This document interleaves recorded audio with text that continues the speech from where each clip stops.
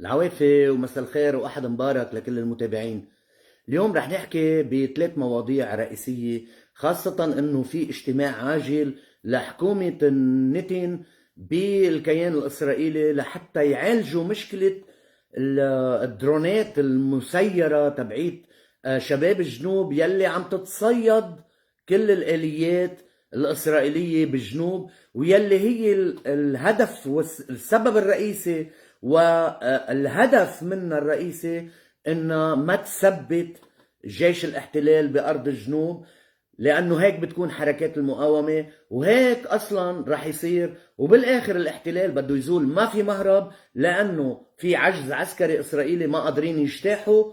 واكثر من هيك في لعبة التفاوض بين الامريكان والايرانية عم بتخلي موضوع اي قرار عسكري يكون معرض للسقوط نتيجة مصالح الولايات المتحدة يلي على طول بتعمل مصالحها. مشان هيك للصغار بلبنان، يعني هيدي الاحزاب الغبية مع جمهورهم يلي مش فاهم شيء من شيء، بدهم يزتوا، بدهم يقطشوا الحبل فيهم بنص البير بالاخر الامريكان، وبدهم يتعاطوا مع القوي. مشان هيك انا برجع بعيد وبكرر على قيادة الحزب انها تتفاوض مباشرة مع العدو الاسرائيلي لنشوف كل التراطير اللي جوا شو رح يعملوا. لانه اصلا حتى الاسرائيلي ما بيتفاوض الا مع القوي، لانه لما يتفاوض مع الضعيف هيدا ما بيسموه تفاوض، بيملي عليه وبياخد كل شيء منه تنازلات.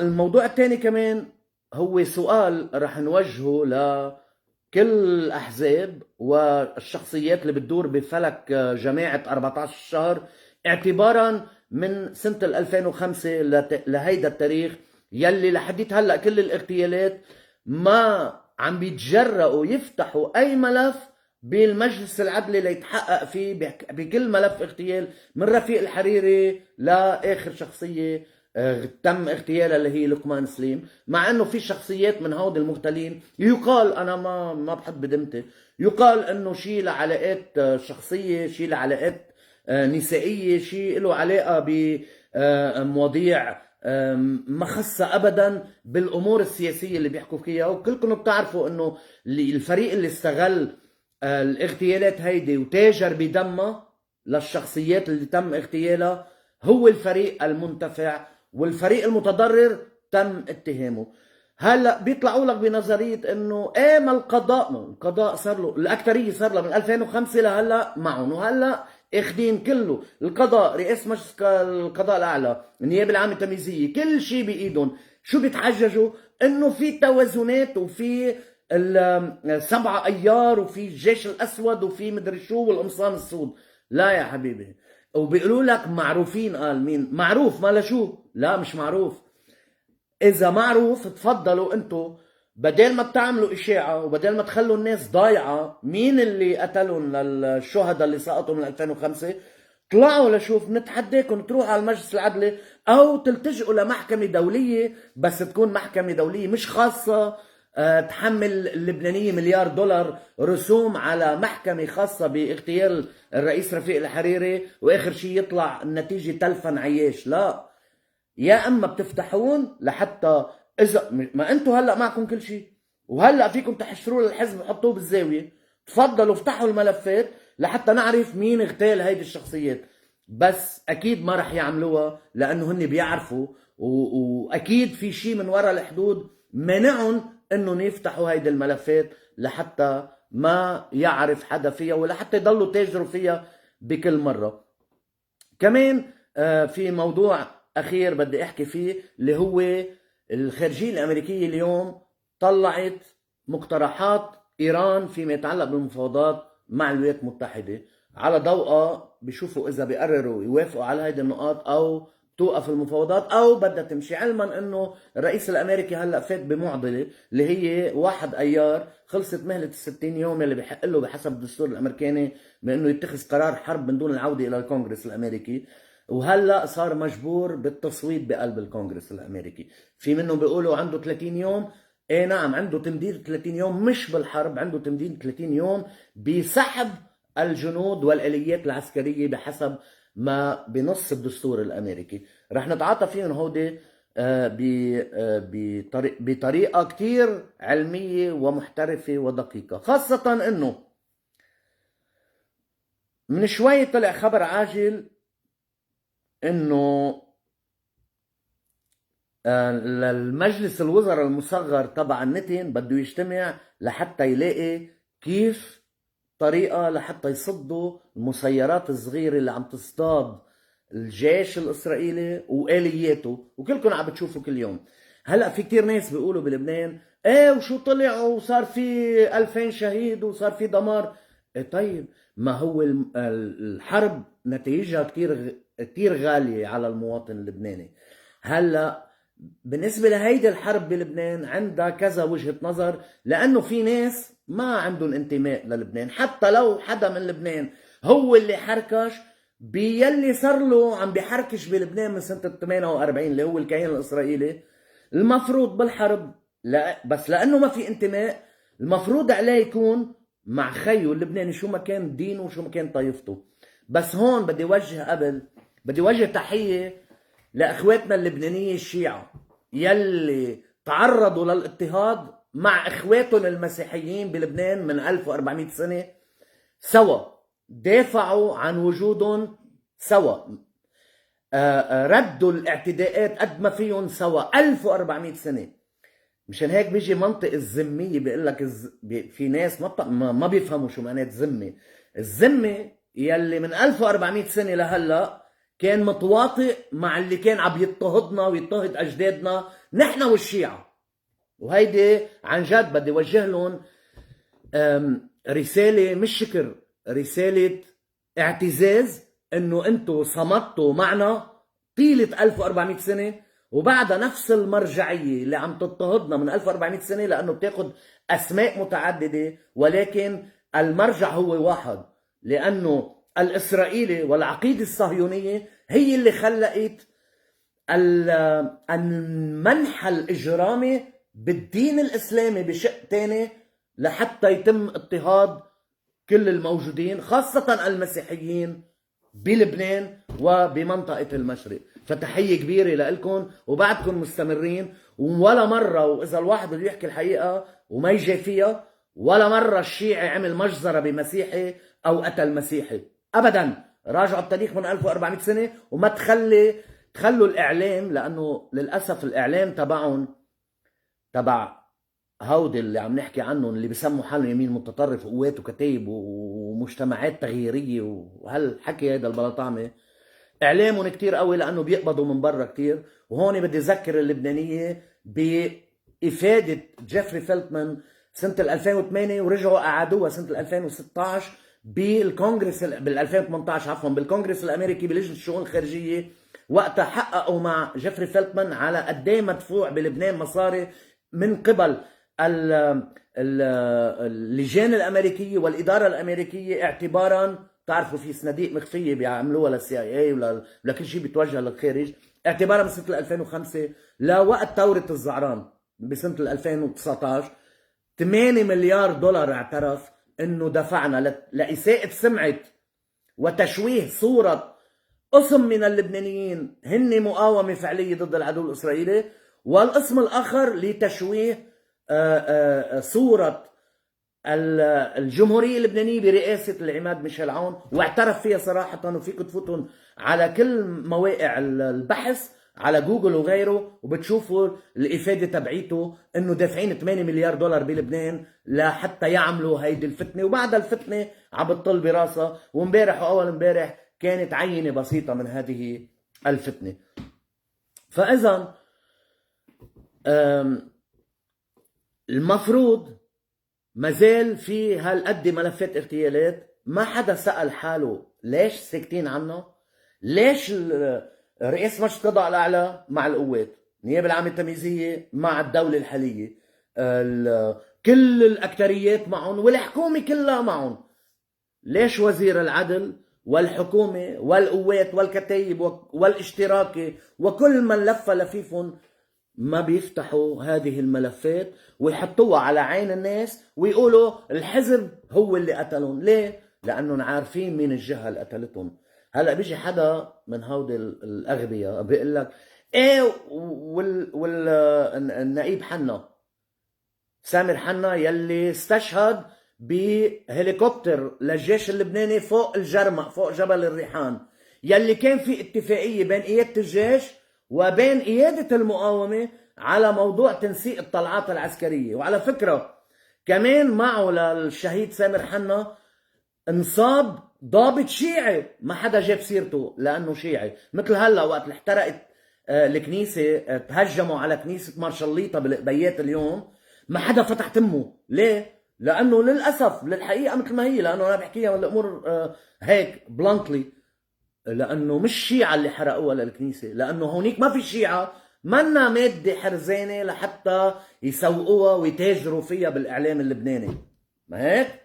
فللاسف هلا اعلامهم قوي. على كل حال، ليه مش عم يفتحوا هاي الملفات؟ لانه عارفين مين عملها، وعارفين اكثر انه اللي برات الحدود ما بده، لانه هو سبب كل هذه المشاكل وكل هذه الفتنه لسبب وحيد، لكي يقضوا على اي فكره تقول لا للكيان الاسرائيلي، التي في حال ذهبت هذه الله سوف يطبق مشروع اسرائيل الكبرى. ولكن الحصرم بوجه هذا المشروع هو ما يحصل في الجنوب اللبناني، ومنحيي دماء الشهداء وصمود الشباب الجنوب شو ما كان انتمائهم، منحييهم لانه عم بيدافعوا عن ارض لبنانيه بالصميم، وعم بيدافعوا من اجل مش بس عن لبنان وعن الشعب اللبناني بشقه الرتش وشقه الادمي، عم بيدافعوا كمان عن كل المجتمع المشرقي، لانه انا ما بقول مجتمع عربي لانه ما في مجتمع عربي،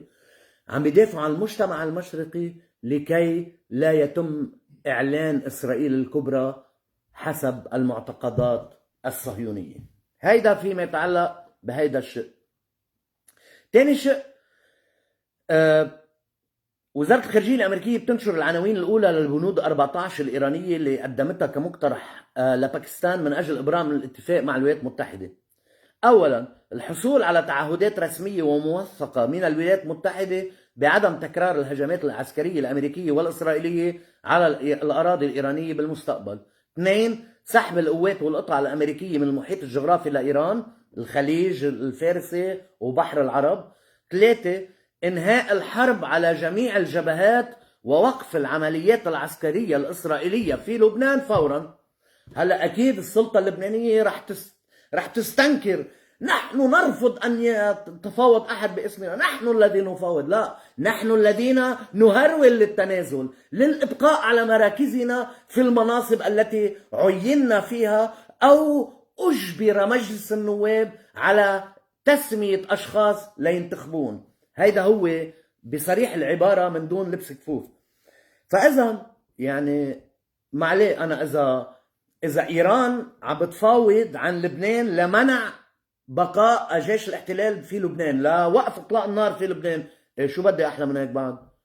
طيب شيلوا لي إيران. إذا باكستان عم بتفاوض مع الأمريكان على هذا الأساس، إذا الأمريكان عم بيفاوضوا مع الإيرانية على أساس ينهوا الحرب بلبنان وينسحب الجيش الإسرائيلي، بتقولوا لا؟ أكيد لا. بس تخيلوا لو دولة غير إيران عم تفرض شروطها على أمريكا فيما يتعلق، ما بيعنيني من كل موضوع المقترحات إلا الشق اللي بيتعلق بإنهاء الحرب على جميع الجبهات ووقف العمليات العسكرية الإسرائيلية في لبنان فورا وانسحابها منه. أنا هيدا اللي بيعنيني. بقت ما تبقى بطيخ يكسر بعضه، بيعنيني لبنان. فبالتالي لو إنه غير إيران، لو مثلا، لأنه إيران مجوسية فارسية يعني بتعرفوا في هودي اللي عم نحكي عنهم بحبوا كل شيء فرنجي برنجي، بيقولوا بحبوا يتقلدوا الغرب، عرفتوا كيف؟ وهن مش فهمانين شيء من الغرب، مش فهمانين شيء من الإدارة الأمريكية وكيف سياستها وكيف تتعامل مع اللي هن بيسموا حالهم حلفائها، تدعسهم دعس، وهيك مصيرهم بكره رح يندعسوا. طولوا بالكم. مشان هيك أنا بطالب نزع ملف التفاوض من إيران، وقيادة الحزب هي اللي تفاوض مباشرة مع العدو الإسرائيلي، لأنه أكيد بتعرف كيف بدها تلزمه لحتى ينسحب من لبنان بأسرع وقت ممكن. عن جد بدعيها. وشوفوا إذا طالب الحزب بالتفاوض مباشر مع اسرائيل ليرغمها على الخروج.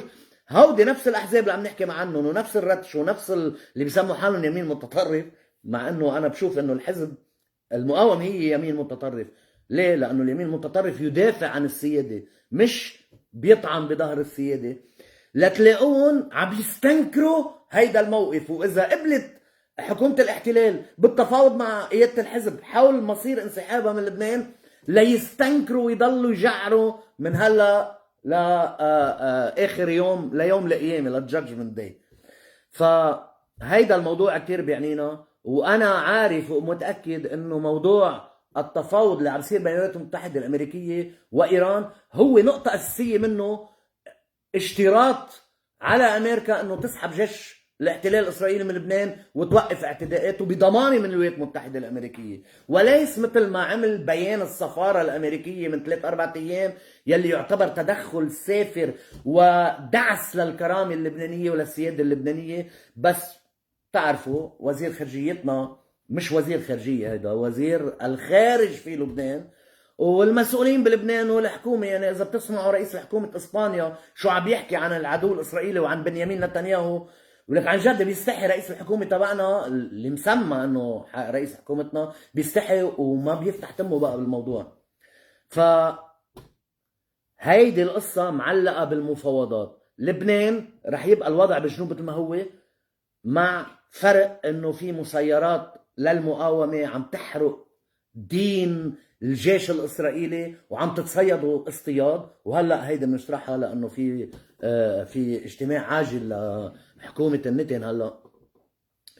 فنحن بنشد ايدنا على هيدا الموضوع بالتحديد، ورح تبقى الوضع الحالي هيك لحين قبول الولايات المتحده وايران بالشروط المتبادله لحتى يعملوا اتفاقيه. وغير هيك ما حدا يبحث، ما في، الحرب بدها تضل قائمه لحين الانتهاء من ملف المفاوضات. هلا التهديدات اللي بتشوفوها انه بدنا نعمل وبدنا نسوي وبدنا نعيد، وهلا الاسرائيليه عم بيحضروا حالهم بالاف 35 والاف 15 والاف 18 وبدهم ناطرين اشاره امريكيه للهجوم على ايران. هيدي كلها خبريات سعدين، لانه هيدي قصص تتعلق بالمفاوضات.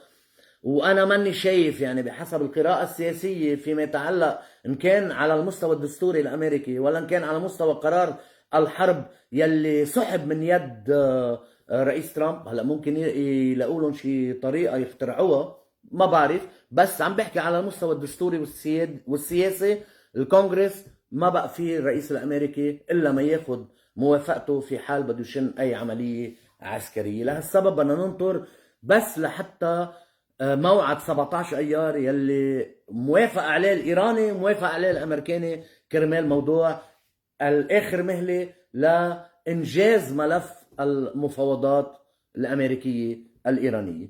الشق الثالث من هذا الموضوع هو قصه الاجتماع يلي طالبوا النتن لحكومته كرمال يلاقوا طريقه محدده لحتى يتخطوا موضوع المسيرات تبعيت المقاومة بالجنوب. هون بدي أقول شيء ملخص بطريقة سريعة. نعم الاحتلال يدمر لبنان، نعم الاحتلال عم بيهجر ناس، نعم عم بيقصف وعم بيطير ضيع عن بكرة أبيها، ولكنه لا يستطيع أن يثبت مواقعه في الجنوب. وبالتالي أكثر من هود 3-4 كيلومتر اللي فاتوا ما عم بيقدر يفوت. وهون بنرجع بنعيد 60 يوم حرب ضروس ب100,000 مقاتل، ميات الطيارات الاف 35 والاف 18 والاف 15 وال16، وما عم بيقدروا يتخطوا 3-4 كيلومتر. معناتها عندهم مشكلة عويصة. هيدي ما بيشوفوها اللبناني الهودي اللي عم نحكي عنهم يعني على طول، ما بيشوفوها هولي. بس هيدي بالعلم العسكري بالواقع العسكري في مشكلة كبيرة عم يتعرض لها لجيش الاحتلال، بغض النظر عن القدرة التهديمية تبعية العدو الإسرائيلي. ولكن ما تقوم به المقاومة فيما يتعلق بالمسيرات يلي عم تتصيد آلياتهم وعسكرهم، هيدا عم بيخلق مش تشتت، عم بيخلق فزع من الغرق في الوحول اللبنانية. مش مهم انه هن هلا فاتوا 3-4 كيلومتر، المهم يثبتوا مواقعهم، واكيد ما راح يقدروا يثبتوها، لانه هلا حتى السلاح اللي عم يستعملوه المقاومة متطور أكثر بكثير من السلاح اللي كانوا عم يستعملوه بال 2006. وبالتالي في كمان معلومات إنه المقاومة رح يستعملوا أسراب من هيدي المسيرات يلي محملة بصواريخ متفجرة لحتى ينقضوا على آليات بشكل كبير فرد مرة. يعني مش مسيرة واحدة مثل هلا عم بيعملوها، كانت تجربة هلا عم بيجربوها.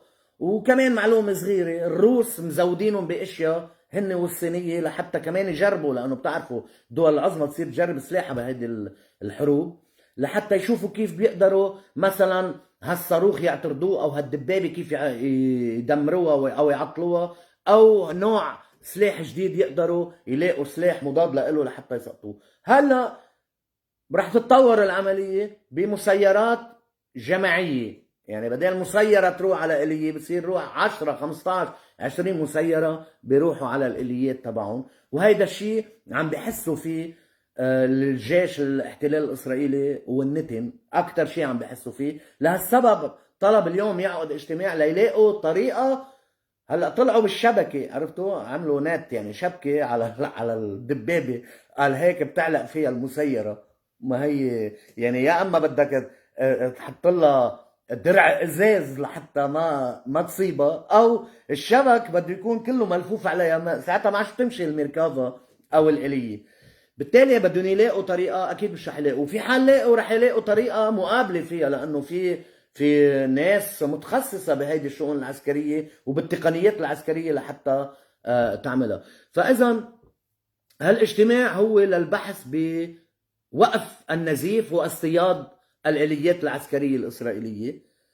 وهون عم بيوصلوا لمطرح عم بيتأكدوا انه عن جد رح يرجعوا يوقعوا بالمستنقع اللبناني بالوحل اللبناني، خاصة انه في شباب بعدهم لحديت هلا عم بيمارسوا دور المقاومة وما عم بيخلوا جيش الاحتلال الإسرائيلي يتثبت بمواقعه بالجنوب. هيدا بيؤدي مع الوقت يعني على المدى المتوسط والبعيد شوي لحتى يقرر الجيش الإسرائيلي انسحاب من لبنان، حكومة الكيان تسحبه.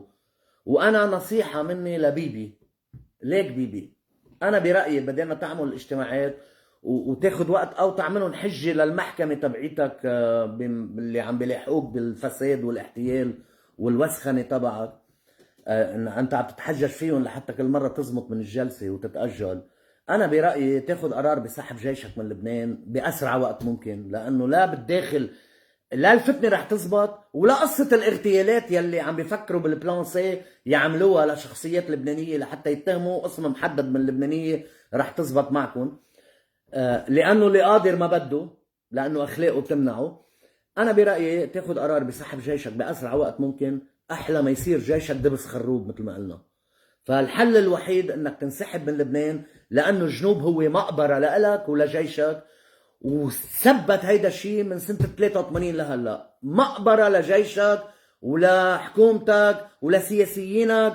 كلكم تتذكروا شو صار بأولمرت وشو صار بيهودا باراك وشو راح يصير بالنتن من وراء حربه على لبنان، يلي هي حرب مستحيلة ولن يستطيع أن يتخطى أي عتبة، يعني لا اجتياح ولا تحقيق إسرائيل الكبرى. فكل اللي نافشين ريشهم بلبنان وكل اللي هن Israel lovers يعني عشاق إسرائيل بلبنان رح تنصدموا مثل ما بينصدم الواحد لما بيكون بحب وحدة وتقوم تخونه.